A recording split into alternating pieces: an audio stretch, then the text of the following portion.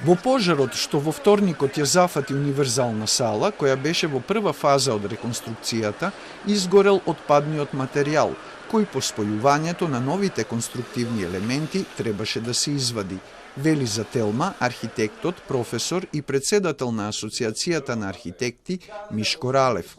Овие информации тој ги базира на сознанија од терен и демантира дека изгорел објектот до темел, како што во јавноста се говори деновиве. Овој пожар, всушност, од она што го знам од колеги и од присутни таму, е дека всушност изгорел отпадниот материјал, кој што и онака после завршување на конструктивните елементи да се спојат, требаше да се извади.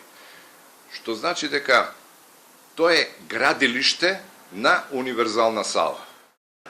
Од аспект на архитектура и конструкција, на локацијата нема објект, туку беа поставени основните конструктивни елементи, смета Ралев. Според него, не може да се каже дека пожарот можел да се избегне ако реконструкцијата не беше запрена 2 години, зашто огнената стихија е немил инцидент, чии причини треба да ги откријат надлежните. Тие треба да кажат дали има потреба од санација на новата конструкција, зашто пожар на отворен простор развива температура од 400 до 500 степени Целзиусови, вели Ралев. Што се случува со новата конструкција, тоа е најбитно. А увидот на надлежните трае веќе втор ден, велат денеска од јавното обвинителство.